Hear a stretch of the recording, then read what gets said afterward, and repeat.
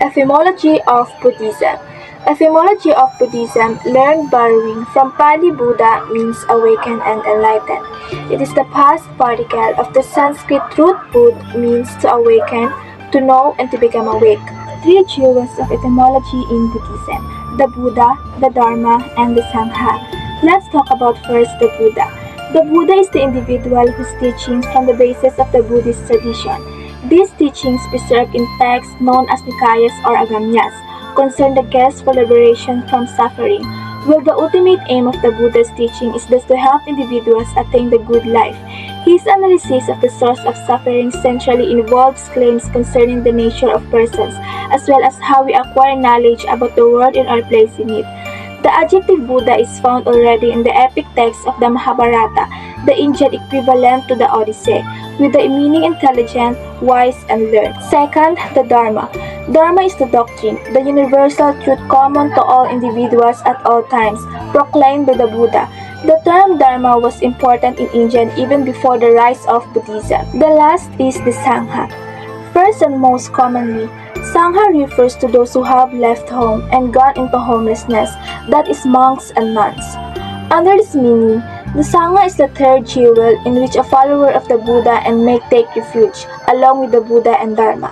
Now you know what is the three jewels of etymology in Buddhism. What are the practices and beliefs of Buddhist or Buddhism? So first is the Four Noble Truths. The first noble truth is life is dukkha. I know it's kind of dark, but it isn't actually. The actual first noble truth is life is dukkha, which is an ancient Sanskrit word that translates to suffering in English, but it's more like dissatisfaction. Humans tend to cling onto temporary things. Things change when you don't want them to. That's dukkha.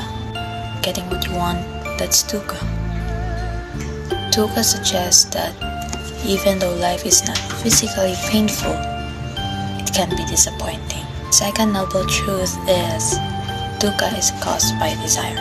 One desires to cling onto temporary things like possession, power, and even life, so they end up constantly disappointed because those things end.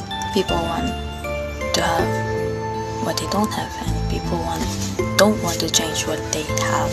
But change is constant, and also desire fuels suffering in the same way wood fuels a fire. But if there's suffering, there's also an end to it. Since we are the reason why we suffer, we can also cure it.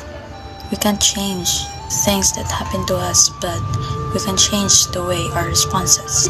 And the last noble truth is eightfold path to the end of suffering. First is right view, is accepting the four noble truths. Second is right thought. Don't let negative thoughts cloud your mind. Instead, fill it with positive ones. Third is right speech. So focus on positive words and stay away from negative ones like gossips, hurtful words, and lies. Fourth is right action. Instead of hurting others, you should try to handle endless love for life. Fifth is livelihood. For jobs that include death, weapons, slavery, the harm of animals, and drugs, and any kind of exploit. So the next three are related to meditation. We have number 6 is right effort. Putting effort into welcoming and creating good thoughts and pushing out the bad ones. Number 7, mindfulness. Paying bare attention in every moment. Lastly, number 8, right concentration. It is what people would recognize as meditation.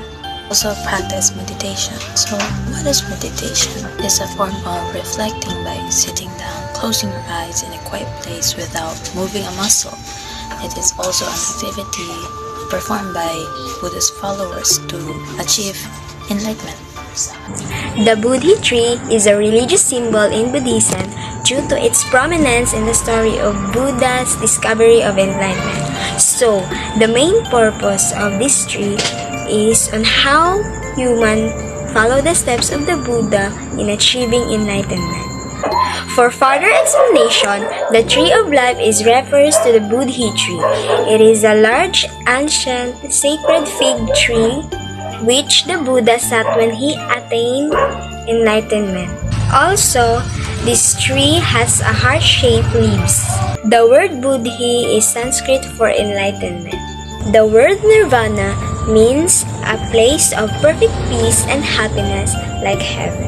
Also, the word Buddhi is a boy's name Sanskrit origin meaning awakening or enlightenment.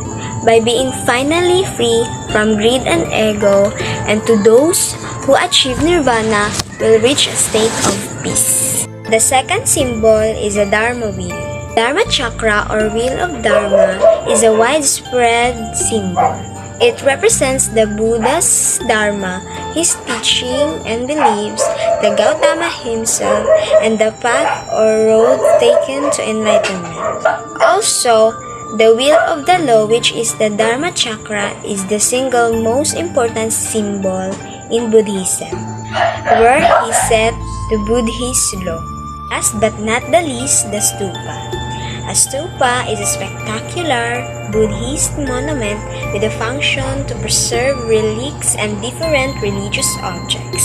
For further explanation, a stupa is a place where observant and devotees can meditate and follow different practices and rituals of Buddhism. That's the main purpose of stupa. If you are curious of what relics means, the word relics means is a fragment from the past. The word relics means a fragment from the past. For example, the teeth, bones, and body, and other fragments or objects such as fabrics and linen. So, that's the three main symbols of Buddhism.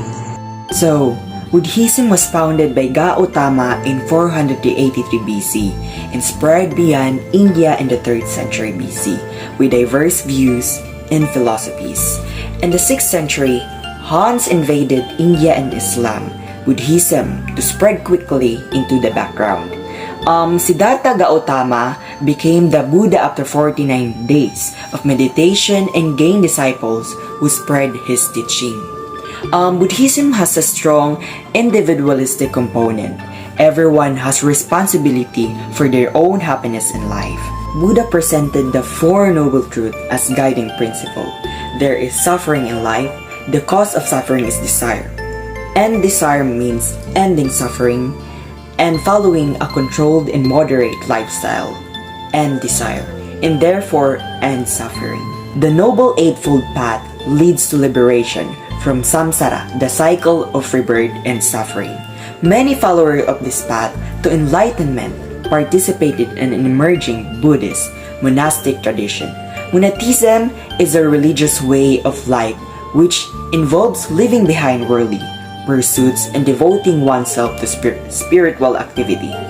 So, Buddhism individual outlook disaggregated for the caste system in attaining enlightenment, were appealing to people lower castes. Buddhism suggested that individual people might be able to attain enlightenment in this life and held that caste was get a punishment for deeds committed in a past life. The three main symbols of Buddhism. First, Buddha tree. The Buddha tree is a religious symbol in Buddhism due to its permanence, the story of Buddha's discovery and enlightenment. It symbolizes the capacity of everyone to follow the steps of Buddha in achieving enlightenment. Second, the Dharma wheel. The Dharma wheel is important symbols of Buddhism, representing the Buddha's teachings and beliefs, Gautama Buddha, and the path to the enlightenment. And last, Stupa. Stupa is a Buddhist monument from India that serves as a place from observant and devotees to meditate and pray, divided into 5 typologies: relic, commemorative, symbolic, object, and vow. Buddhism believes meditation is an activity practiced by Buddhist followers to achieve enlightenment. Buddhism history. Buddhism was founded by Gautama in 480 BC and spread beyond India in 3rd century BC by Ashoka the Great. Buddhism is a religious based on the Buddha's experience and enlightenment and his decision to share his Dharma with others. The purpose is to tell truth, prajna, correct way, correct life, and help others.